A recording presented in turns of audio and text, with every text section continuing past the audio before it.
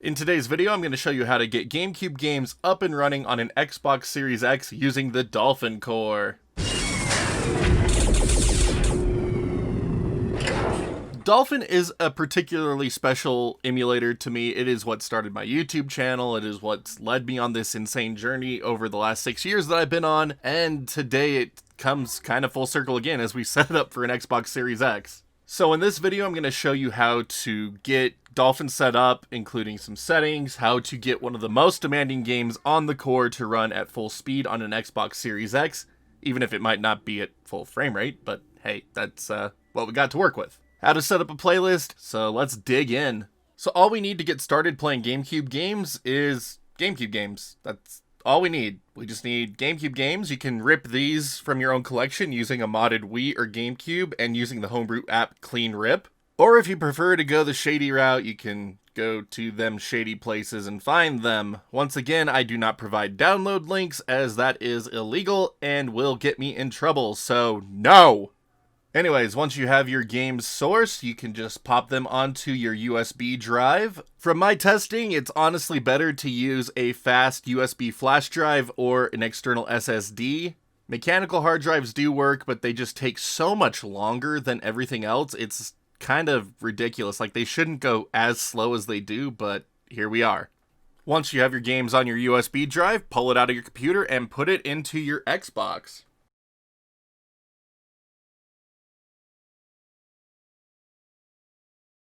If this is your first time inserting your USB drive into your Xbox, it's going to ask you if you want to format it as Xbox storage or as media storage. Choose media. Anyway, once that drive's detected, go ahead and boot into RetroArch.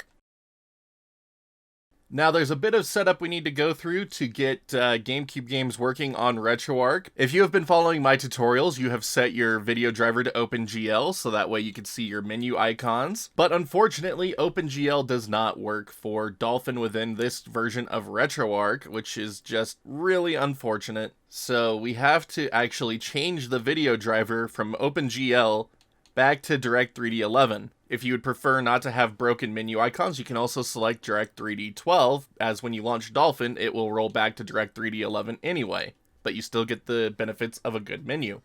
So for me, I prefer to use Direct3D 12. If this does give you issue, you can always just manually select Direct3D 11. Once that's changed, go back to the main menu, configuration file, and save this as a new config file. The reason for this is now anytime you load into RetroArch, it'll still be defaulted to OpenGL, but if you want to play GameCube games, you could go to the configuration file, load configuration, and select the new one you just created. And if you want to load back into your default OpenGL one, you can click on configuration file, load configuration, go up to parent directory, press up on your D-pad, and load the retroarch.config file. And this will swap it between the OpenGL and Direct3D 12 video drivers. Very handy.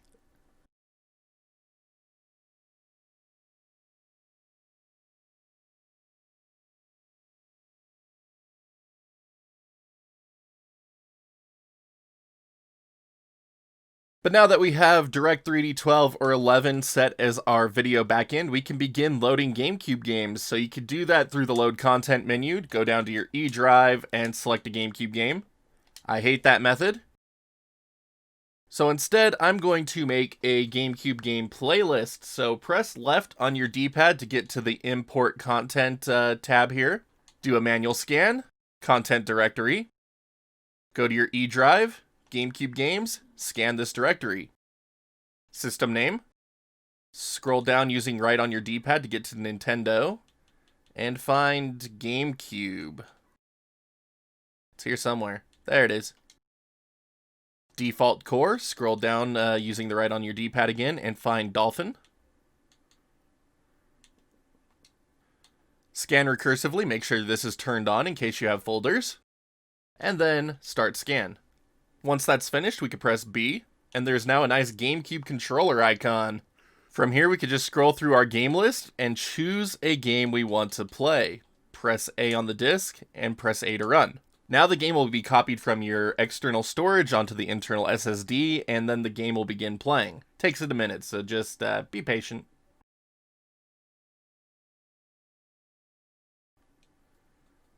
And there we go, GameCube emulation up and running on an Xbox Series X. How freaking sweet is this? So for the most part, the Xbox Series X is powerful enough to emulate a good majority of the GameCube library without any issues. You will notice the occasional hitch and stutter as it loads in shaders for the games. That's just how GameCube emulation is, especially on a GPU that can't utilize Uber shaders, which the Series X cannot. I've tested it so much and it just provided an inconsistent experience compared to just standard sync, which is what Dolphin uses by default. So unfortunately, no Uber shaders yet. Maybe we can see an update that'll implement it, but for now we're just stuck with basic Dolphin, and that's fine. Like, it's good enough for most everything as long as you understand the limitations. So for those of you looking to get GameCube emulation up and running within RetroArch, that's really all there is to it. That's get your games on USB drive, change over to Direct3D 11/12, and load them up, and you're pretty much good to go. But now let's go over some of the core options that are available within the Dolphin core in RetroArch. Going into our quick menu, we can scroll down to Options. And starting from the top is Efb Scale. This is the internal resolution that GameCube games will be rendered at. After testing a good deal of games, you can turn this up to 2 times without any issues. And in a lot of games, I've actually been able to hit 3 or 4 times, but it does introduce this weird scaling problem. So, yeah. But a lot of games will start to lag at 3 and 4 times scale, so 2 is safe, 1 is authentic, but for those of you that like to upscale, know that you can go up to 2 without any problems in a vast majority of things. Like, I was able to do this with Rogue Squadron 2, so it should be fine in most everything with proper settings. 3x is good for very lightweight games, and then 4 extremely lightweight games. We're going to skip over anything that is Wii related for now. I'm going to come back and do a Wii related video later. Ignore log level. And then next is CPU clock rate. We're going to go over this in a ton of detail in a moment, so we're going to go ahead and skip over this one for now as well. Renderer, don't touch it. Fast mem. Man, you can't even see half of these. This sucks. So fast mem, you leave on. DSP HLE, leave on. Just, yeah, for the most part, you don't really touch anything. Widescreen, this is for the Wii. Next up is widescreen hack, and this is for GameCube. This is supposed to do a fake widescreen implementation, like it changes the way the game's rendered to output a full 16:9 game, but you'll get culling at the 4:3 border. On this version of RetroArch, though, it just seems to stretch the games into widescreen. I'm not seeing any extra rendering detail along the right and left sides, so it just looks like it's stretching instead of doing the true Dolphin widescreen hack. Progressive scan is turned on by default in RetroArch, so you can leave that if you want. If you want to turn a game to progressive scan, you just hold B while it's booting. In emulation, I've never really noticed a difference between non-progressive scan and progressive scan, so cool. PAL 60 for your GameCube and Wii games that support it. Audio mixing rate, you can turn this to 32 or 4800. If you want higher quality audio, 4800. Next is the shader compilation mode, and I had so much hope for this. Like, I honestly had so much hope. So by default, when you use the sync method, that is what causes those momentary hiccups whenever you see a new effect or area appear on screen. So the Dolphin team actually made Uber shaders to remove those slight stutters, but unfortunately, the true Uber shaders take a ton of resources, and the Series X just cannot handle it without completely crapping its pants. So then I spent some time testing the async Uber shaders. They're still good, but not as good as full, but again, they cause a lot of hiccups on the Series X, so we are stuck with just the original sync shader cache that Dolphin has had forever. But, you know, that's okay. If you've ever used Dolphin, you know what to expect out of this. So you'll see momentary hiccups the first time you ever see something, and then every subsequent time, it should be fine. Next up is Anastropic Filtering. You can turn this up to 16 times. It doesn't usually have a performance impact, but do be aware it could. For all these next options, they're kind of determined on a per game basis, so don't really mess with them. So all of that, just don't mess with it. Next up, GPU texture decoding. Turn that one on. Wish you could see it, but you can't. So what I'm actually going to do is quit RetroArch real quick and reload into our default OpenGL menu. Now that RetroArch has rebooted into OpenGL mode, you can double check that by checking the drivers tab here. We can reload back into a Gamecube game. We won't be able to see it, but it will boot of all the oddities. Like, we could go back in, load Metroid Prime. The game will boot. I can hear the menu music playing, but we just cannot see it.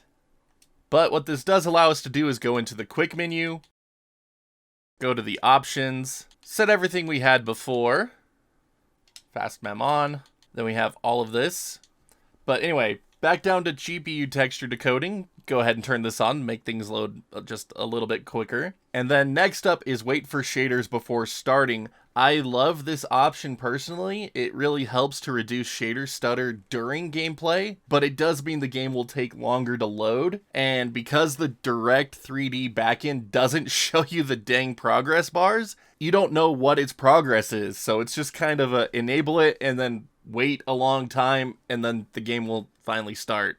Next is forced texture filtering. This is kind of similar to Anastropic Filtering. And then you can actually load HD texture packs. You put them into your RetroArch saves folder under user, load, GC. But again, be aware that you only have about a 7 gig limit if you set up your dev environment like I did in a prior video. Then you can turn on cheats. And then finally, there is the texture cache accuracy. Some games need this set to middle or safe to run. This is very demanding.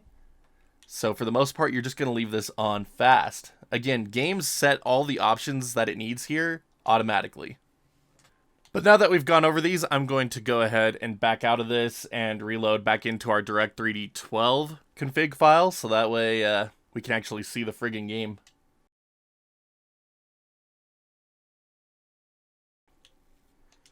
Alright, so back over to Direct3D 12.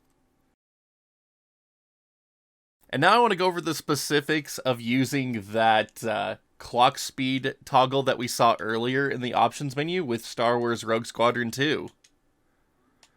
Under default settings, Rogue Squadron 2 is one of the most demanding games in the GameCube and Wii library. Like, it is a game that demands very high IPC out of your CPU and a high clock speed. And while the Xbox Series X does have a great processor in it, its IPC isn't as good as an Intel 10 series, and unfortunately the clock speed is also limited to just 3.5 to 3.8 gigahertz, depending on if dev mode uses SMT. I don't think it does, so we might have the full 3.8, but unfortunately that's just not enough for Rogue Squadron 2. For comparison's sake, my Ryzen 9 3900X at 4.5 gigahertz still struggles with this game a little bit. But there is a way to get this game to run at a faster speed, and that is by lowering the emulated clock speed. So if we actually go to gameplay here, gameplay is more representative of what we're looking at here. So you can see that it's just running really slow. Like, it's not able to maintain full speed, the audio is crackling, and the reason I have it loaded up to Battle of Hoth here is because this is just one of the most demanding levels in the entire game. So if you can get this level to run smooth, you're pretty much good for the rest of the game. But anyway, what you could do now, go back into our quick menu, go down to options, and now we can lower the CPU clock rate from 100% and lower this to about 40%. And again, this does come at the expense of FPS in-game, but that's honestly what we have to work with here. Like, if you want to play this game at full speed, so no nasty audio crackling, nothing like that, you need to lower this down to 40%. So now press B and resume the content. But now when we go back into gameplay, you'll see it is running a ton faster, but it does just have less FPS, but no more audio crackle, game is fully playable. You will still get shader stuttering as you play through a level the first time, but on subsequent playthroughs it'll be so much smoother. And honestly, losing that audio crackle is just the most important thing to me.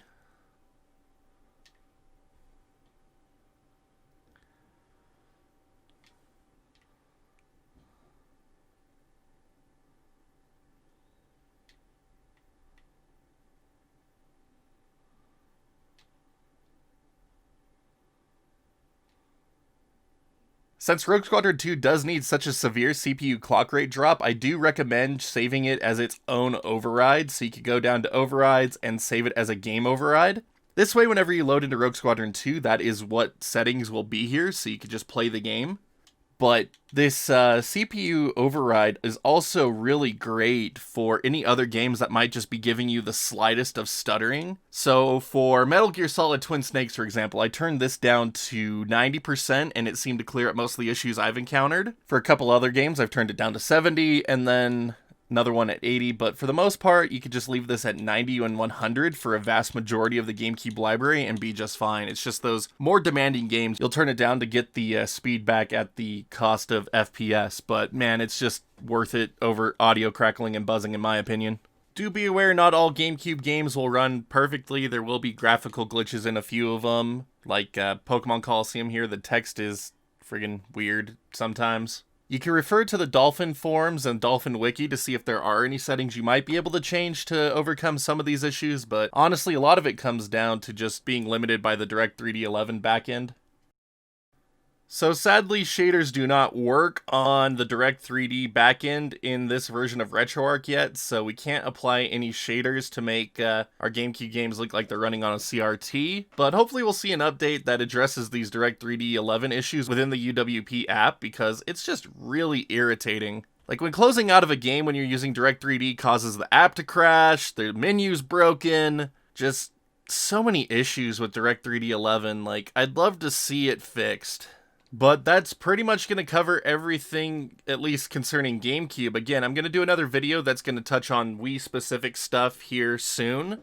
But GameCube games, very easy to get up and running. Performance is great and can be adjusted to just about every game to optimize them. Like, it's fantastic. As always, if you happen to have any questions, just ask me down in the comment section below. I'll do my best to try to help you out.